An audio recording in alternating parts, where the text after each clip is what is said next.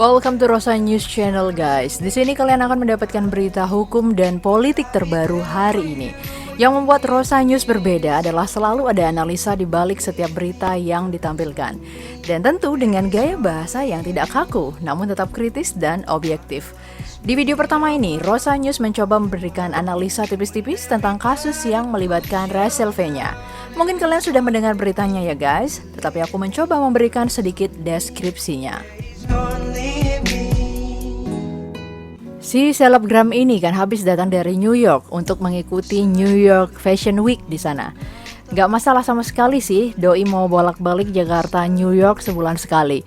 Yang jadi masalah adalah indikasi kuat jika doi ternyata kabur dari lokasi karantina sepulang dari luar negeri.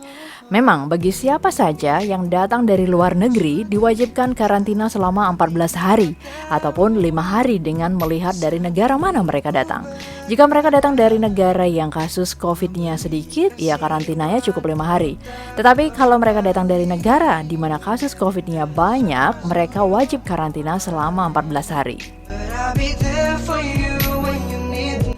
Nah, karena si Rachel ini datang dari US yang kasus COVID-nya dikit, doi hanya diwajibkan karantina selama 5 hari.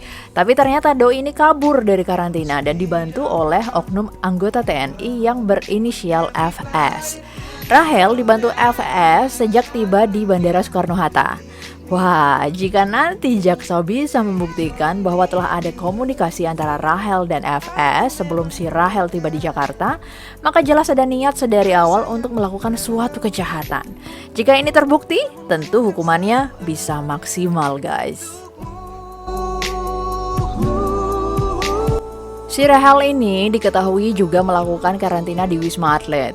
Padahal keputusan Kepala Satgas COVID-19 menyatakan yang berhak mendapat fasilitas karantina di Wisma ini adalah pekerja migran Indonesia atau PMI, pelajar atau mahasiswa Indonesia setelah mengikuti pendidikan atau melaksanakan tugas belajar dari luar negeri, dan pegawai pemerintah yang kembali ke Indonesia setelah perjalanan dinas dari luar negeri.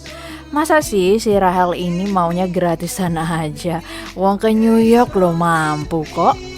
Mungkin doi mendapatkan informasi yang salah ya guys, atau barangkali doi memang sengaja memilih Wisma Atlet agar mudah berkomunikasi atau berkoordinasi dengan oknum TNI tadi. Kita lihat aja buktinya nanti di persidangan. Memang tindakan yang dilakukan selebgram ini sangat berbahaya guys di masa pandemi, ya kan? Kalau kita lihat asal mula wabah ini termasuk varian terbarunya, semuanya berasal dari seseorang yang baru saja datang dari luar negeri. Jadi kunci utama pengendalian kasus COVID ini adalah memastikan setiap orang yang baru datang dari luar negeri untuk mematuhi setiap aturan hukum yang dikeluarkan, khususnya terkait karantina. Coba deh kalian bayangkan, jika seorang yang datang dari luar negeri lalu melakukan kontak dengan beberapa orang, dan ternyata orang ini kemudian positif COVID, bisa dibayangkan apa yang akan terjadi.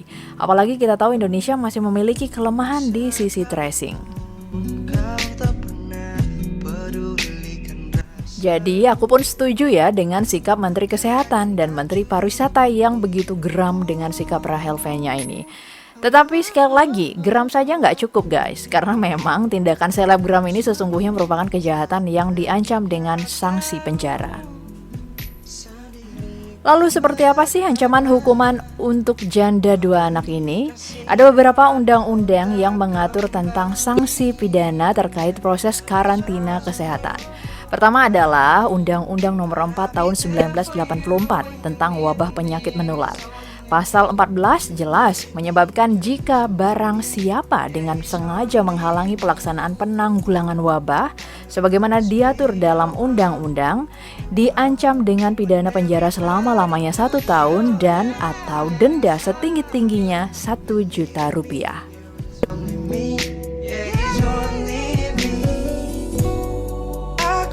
Dalam kasus ini, apabila kaburnya Rachel V-nya kemudian dapat dikatakan menghalangi pelaksanaan penanggulangan wabah, maka pasal 14 ini bisa dipakai untuk menjerat perilaku si selebgram ini. Terus yang terbaru guys, ada Undang-Undang Nomor 6 Tahun 2018 tentang kekarantinaan kesehatan. Jadi pasal 93 jelas menyebutkan bahwa setiap orang yang tidak mematuhi penyelenggaraan kekarantinaan kesehatan sebagaimana dimaksud dalam pasal 9 ayat 1 dan atau menghalang-halangi penyelenggaraan kekarantinaan kesehatan sehingga menyebabkan kedaruratan kesehatan masyarakat dipidana dengan pidana penjara paling lama 1 tahun dan atau pidana denda paling banyak 100 juta rupiah.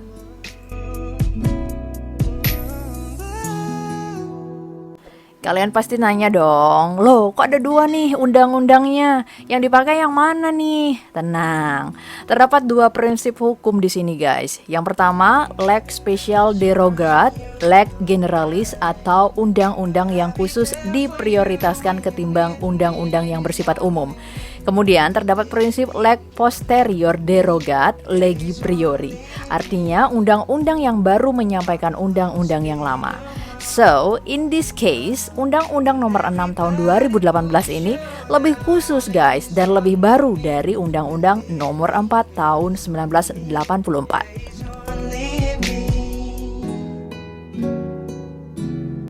Jadi, menurutku pribadi, memang tindakan si Rachel V-nya ini telah memenuhi unsur-unsur yang terdapat di pasal 93 Undang-Undang Nomor 6 Tahun 2018. Tinggal sekarang dibuktikan apakah tindakannya tersebut akan menyebabkan kedaruratan kesehatan masyarakat seperti yang tercantum dalam rumusan pasal ini ya. Jika iya, tentu si Rachel V-nya ini bisa dibui paling lama 1 tahun atau bisa denda paling banyak 100 juta.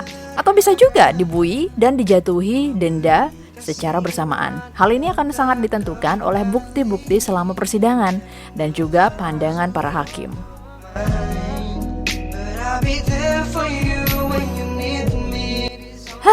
Tapi apapun bentuknya nanti guys, penegakan hukum harus tetap dijalankan.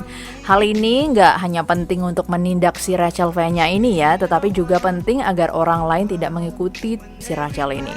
Mereka yang akan merencanakan tindakan kabur dari karantina ini akan berpikir 2 kali jika tahu, ya kan? Oh, ternyata sanksi hukumnya berat juga, jadi berpikir 2 kali dia. Jadi gitu guys, berita santainya di hari ini ya. Many thanks for watching Rosa News. Semoga ada informasi dan pengetahuan baru yang aku sampaikan di video ini. Jika kamu suka dengan video ini, jangan lupa dong like, comment, and share ya. Dan nantikan berita-beritanya di Rosa News selanjutnya. Tetap patuhi protokol kesehatan. Stay safe and well everyone. Bye!